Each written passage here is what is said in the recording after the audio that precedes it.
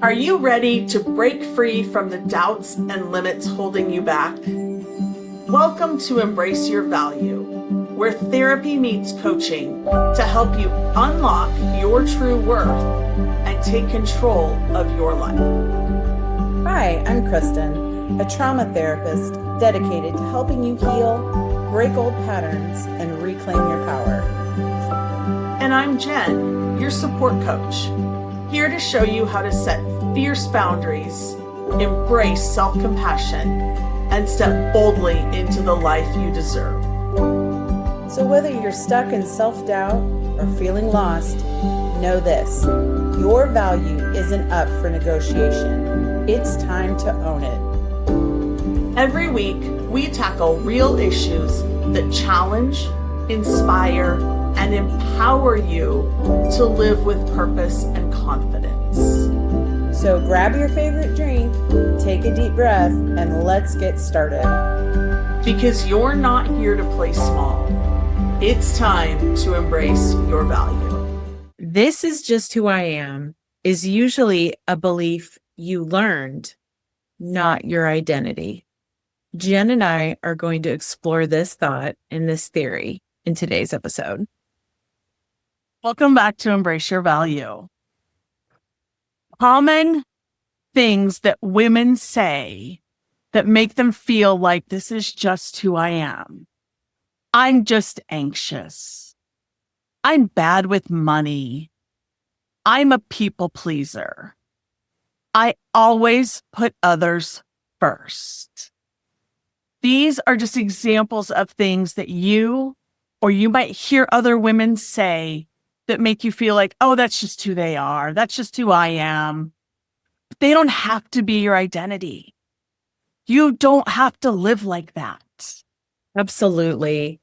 And a lot of these beliefs are formed in childhood, and then they're reinforced through the experiences that we have in life.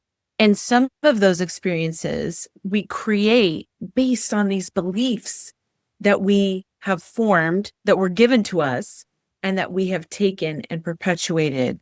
And this is the cycle that we need to get out of when it comes to some of these negative core things that we'll say about ourselves. 100%. And I think too, it's just sometimes it becomes a habit for us. Becomes this habit that we say it without thinking. I know I have a client, or she used to be a client. She's still in my life. And she'll say things like, if God wanted me to be rich, I'd be rich already. Every time she says that, I cringe because I used to believe that. And now I'm like, oh, I don't think that's true at all. And if I could just get her to hear that if she stopped saying that, her financial situation might really change. And that would be so incredible for her. And that's really the key, right? Is rewriting those beliefs, rewriting those stories. Just because you believed it your whole life, just because it served you for a purpose and a time, doesn't mean it has to forever. You totally don't have to keep that forever. You get to shift it and change it. Yeah. And I loved how you said rewriting it, right? Because our lives are like a story. And in the beginning of our story, our parents and our caregivers and our siblings and all the people around us as kids sort of started writing that story for us, right? And we didn't have control over that part. We didn't have control over how our parents perceived us or how our siblings perceived us or any of those things. We're babies, we're young. And so we're just ourselves, right? And then people start noticing patterns about you, and then they slap a label on it. All right. So for me as a kid, I was the one who, I know this is unbelievable for people who know me now, but I was the kid that would just be agreeable. And not in a, I'm going to agree, because it wasn't like a people pleaser type of agreement. It was just, Oh, we're going to go get ice cream. Yeah, that sounds good. Oh, we're going to go to the park instead of going to the zoo.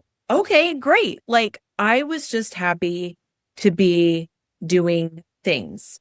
So that became my persona, which then, as I moved into adulthood, did not serve me well because then I wasn't able to really give my opinions because now I've gotten this stigma of, well, if you don't go along with it, then people aren't going to want to be around you.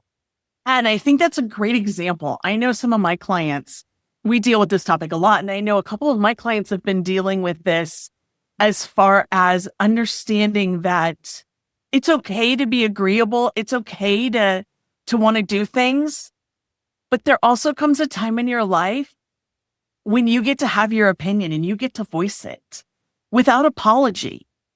You just get to be you. And so I think that's a great example of what we're talking about, because being agreeable when you're younger, it really serves us. This way, we don't have to have conflict. We don't have to worry about, we have 3 kids and 2 want to do this and 1 wants to do this. We don't have to deal with that kind of stuff. But when we get older, we sometimes have to step up for what's right. We sometimes have to step into the person that takes charge, that takes leadership, because otherwise we'd all be going, this is what it reminds me of. It reminds me of the 2 buzzards in, what's the Disney story with Mowgli? Jungle Book? The Jungle Book, where they're like, I don't know, what do you want to do? Well, I don't know, what do you want to do? And they're doing that whole thing. And that's what we end up that way as adults. Yeah. Where, I can see the buzzards like, I don't care. And we don't want that either. So being able to step into who you are and how you identify really helps that, because you might not always want to be the leader. You might sometimes want to still be the follower and still say, yeah, this is okay with me to do. There might be other times where you really want to be that leader and really want to step into that. And so where I'm going with this is that if we always assume the same identity, I've always done it this way, I'm always going to do it this way, we never really figure out who we are and what we want. And that's a part of rewriting your beliefs, is really that awareness, learning how to do that. And I think that we get there by taking some action, which helps us build confidence. And when we're confident, we are more apt to set boundaries that protect us than when we're not. Because I know before I stepped into this role that I now do, there were times I would set boundaries, but more often than not, I would just let anybody have their way because it was easier. Well, you know what? I'm not the easier girl anymore, and it just doesn't work. So now I do what I want to do.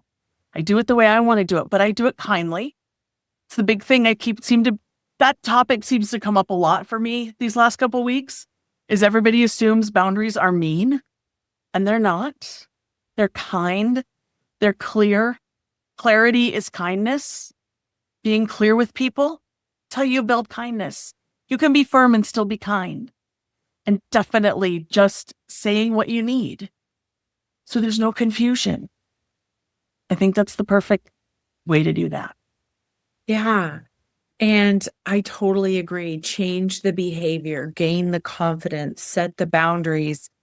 For me, I think there's just one step before that, which is just speak kindly to yourself. So find 1 or 2 phrases that you can believe. And not everybody is in a place to believe all of the good things that people tell them. Oh my gosh, imposter syndrome is like, for some reason, it's just flooded into my office. I don't know what's happened, but everybody's got imposter syndrome. And it's this thought that I don't deserve, or I'm not good enough, for all of those beliefs. And it's like, okay, let's start with what's 1 or 2 things that you can believe about yourself. Give me 5 good things about who you are, that you love, that you could hold on to, that these are the things that no matter what happens to you in life, you know that they are true. And then we build from that a couple of things that when these thoughts come in, when these feelings come in, when we start having that conversation with ourselves, oh, well, I act like this because I'm just anxious, or I just have to get along so everybody, will get along too. Then you could tell yourself, okay, that's the old belief. I don't want that one anymore. You no longer serve me. We've said that one many times, Jen. You and I have both said it. That no longer serves me.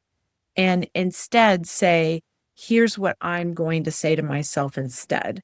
So it could be something like, I have value would be a glorious one, but some people can't step into that right away.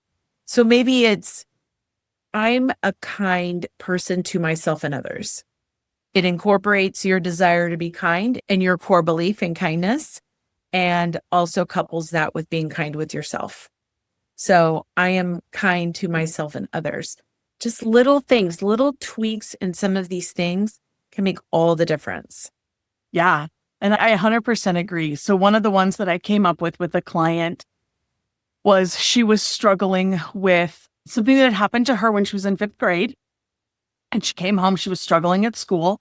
And her mom, very unbeknownst to her mom, made the comment to her that, you're just like your dad. Your dad's just not smart.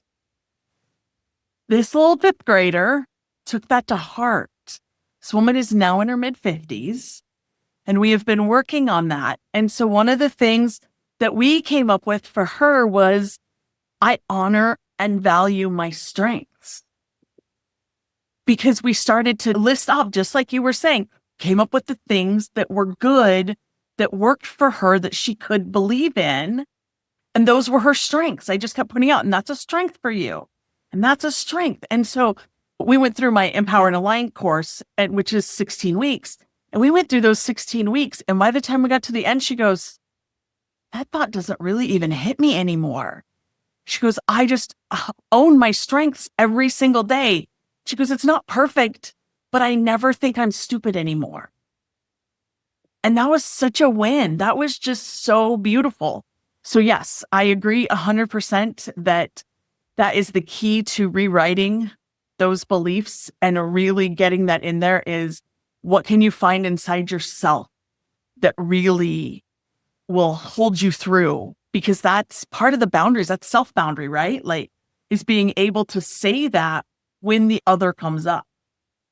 That's just a self-boundary. And that we definitely want to do. So I love that. Yes. Yeah. Boundaries with ourselves, so important. And I think people see boundaries as things different than they are. And I know we've said this before, but I'm going to say it again because I think it's worth noting, which is I'm not trying to control how other people behave. I'm trying to say to myself, this is how I'm going to react when this person does this thing. And so it's all about how you're going to behave and how you're going to think and how you're going to feel, not trying to control another person.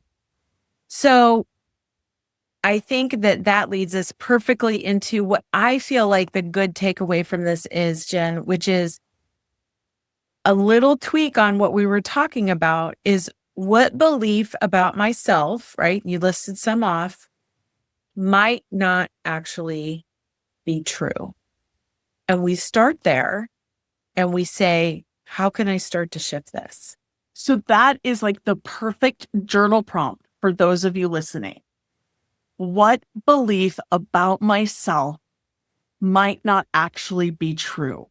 What comes up for you on a daily, most day basis that you're like, I say that all the time, but maybe it's not true. What do you want to question in your life? Because that's the important piece. So that's where we would like to challenge you.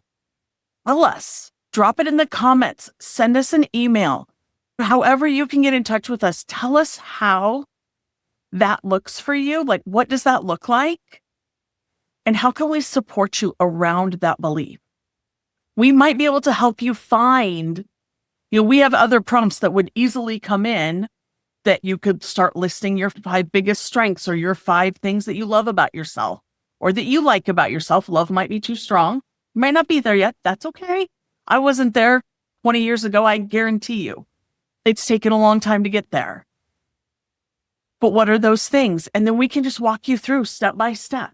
You could download this audio and you could make your own guideline, but we can do it with you too. So if you want that support, this is where you reach out to us because this is where we shine. This is what we love to do. Thank you, Jen. Yes. So follow, share this with people that you feel like could use this information, that this might resonate with you. It could also resonate with others. So we would love to hear anything that you have to say, any comments, any feedback, anything you guys want us to speak on. We would be more than happy to do it. So just drop us a line. Let us know. Absolutely. We'll see you guys next week. See you next week. Thank you for being here with us today. If today's episode hit home, don't just keep it to yourself. Subscribe, leave us a review, and share this episode with someone who needs to hear it. Because everyone deserves to know their worth. Next week, we're diving even deeper with more insights and tools to help you break free from limitations and live authentically. Until then, keep raising your standards, owning your worth, and embracing your value.